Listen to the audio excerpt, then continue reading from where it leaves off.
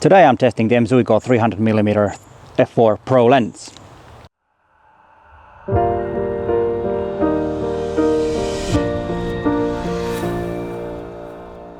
And before we start testing the lens, please consider to subscribe to my channel and hit that bell so you get notified when there is a new video online. Remember that my channel is all about Olympus gear and about you getting to be a better photographer, and I post 2 videos a week. This is the second time I'm able to test this lens. The first time was in January 2016 when this lens was just published or released. And the disclaimer, this lens is not mine. I got this as a loaner from Olympus Finland, and thanks Olympus Finland for letting me test this. And remember, Olympus does not tell me what videos should I make or do. I always make videos that I think that are useful for you, my audience, and videos that I like to make.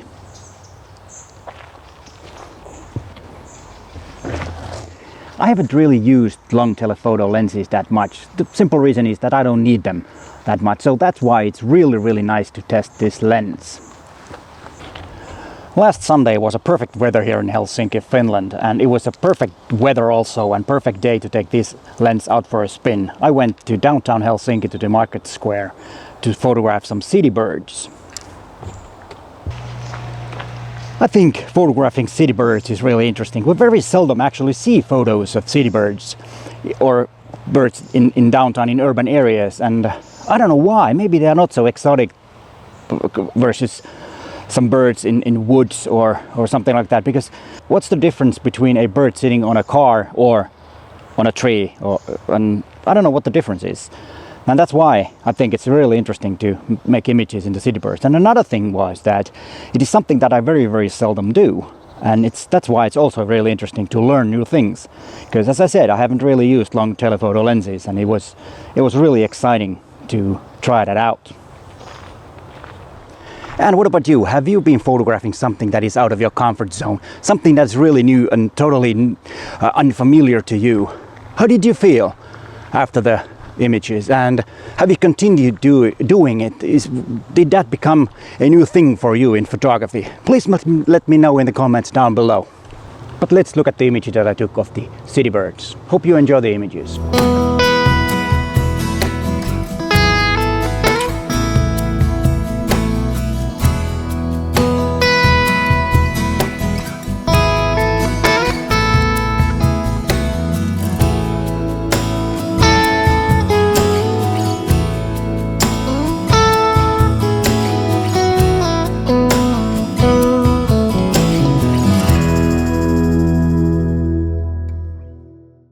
Now it's the time to look at some specs of this lens. The focal length, as I said, is 300mm, and the fastest aperture is f4. Yeah, a lot of people have said to me that it's not very wise to compare or talk about the equivalent focal length. And yeah, there's a point on that, because if this is a 300mm, it doesn't change whatever the thing is here in the back. It's a 300mm anyways. But I think there's a bit of a point to talk about the equivalent in full frames, because we're so used to the full frame film that we used to have, or that's where the full frame thing comes from the film era, when we used to have 35mm film that was very widely used. And that's why we want to compare it. But it doesn't really change the focal length, as I said. This is a 300mm lens, but the equivalent angle of view is the same as you would put a 600mm on a full frame body. And that's why I think it makes sense, so that we can compare and we can get an idea what the focal length or the angle of view means. And the angle of view for this lens is 4.1 degrees. The lens weighs 1,475 grams with the tripod collar.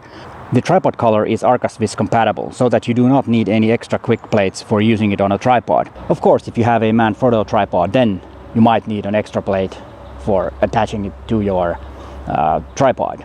But if you have a ArcSwiss compatible tripod, then you don't need any extra plates. The length of the lens is 22.7 centimeters without the lens hood, and when the lens hood is open, it's 28 centimeters.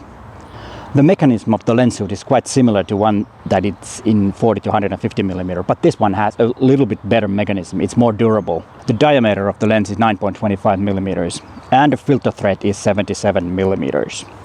So this lens is quite big for micro four thirds, but carrying it around is a lot easier than a full frame equivalent lens. This is a small lens compared to that. And yes, it started to rain. The pictures that you saw, the city birds in downtown Helsinki, was taken with this combo, the EM1X and a 300mm f4 lens. And like this is a very balanced combo, because the EM1X is quite big for a Micro Four Thirds body.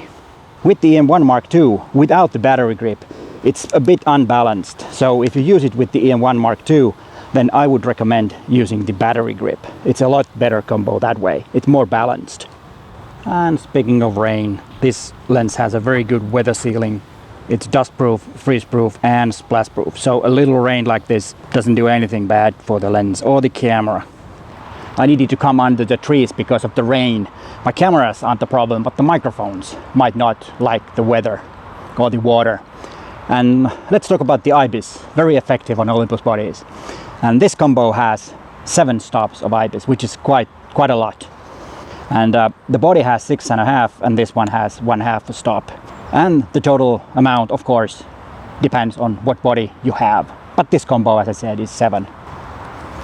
So making images handheld is not a problem.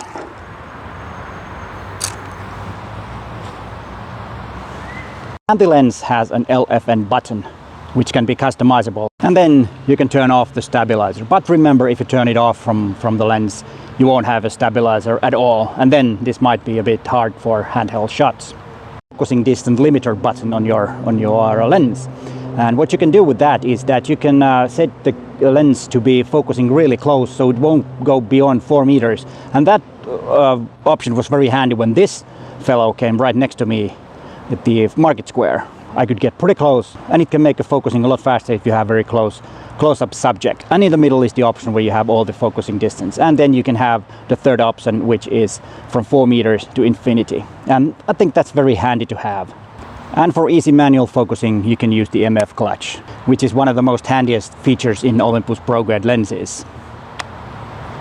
Well, it's been raining about an hour now, but I need to continue to make my video. And you saw the images of the city birds at downtown Helsinki at the market square.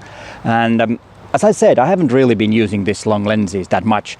And the biggest challenge for me was to estimate the right distance from the subject. I always was too close, so I always had to back up a bit, and I of course missed shots because I was too close. But that's something that you need to get used to it when using long lenses or any other lens that you might have. And that's why it sometimes might be a good thing to only use one lens for a while to get used to it and to know how far you have to be to get the right shot or the right composition that you want. This lens is also compatible with the extender MC14 and with the new MC20.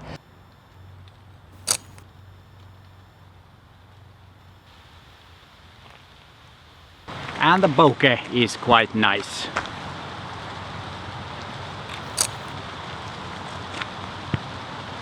And also the image quality, like all the Olympus Pro grade lenses have. There's nothing to complain about the image quality. It's really sharp at f4, but it is at its best at f5.6. And now it's time to look at some more images.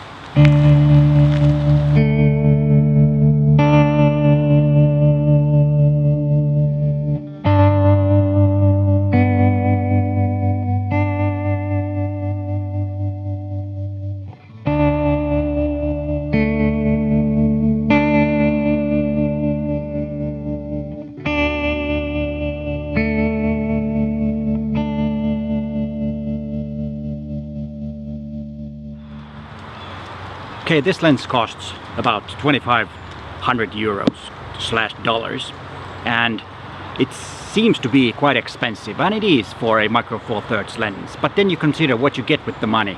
You get a really high quality long telephoto lens with a decent aperture, and the equivalent lenses costs 3 times than this lens. So this combo, which is around 5,500 euros, will cost you half what you will get if you want to buy a 600mm lens for your full frame body. So comparing the price of this combo is actually quite cheap.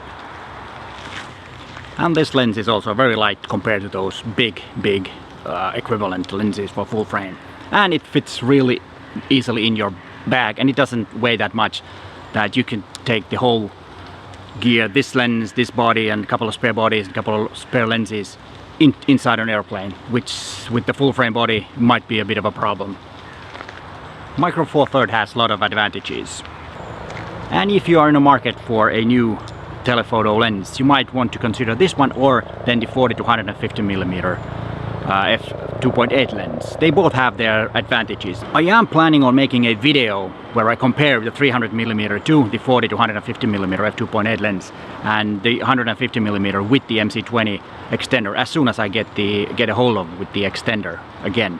But that will be in the future. Maybe soon, I don't know. It all depends on when I get the MC20. All in all, it was really good fun to use this lens, and I think I will be using it a couple of more days before I return it back to Olympus, Finland.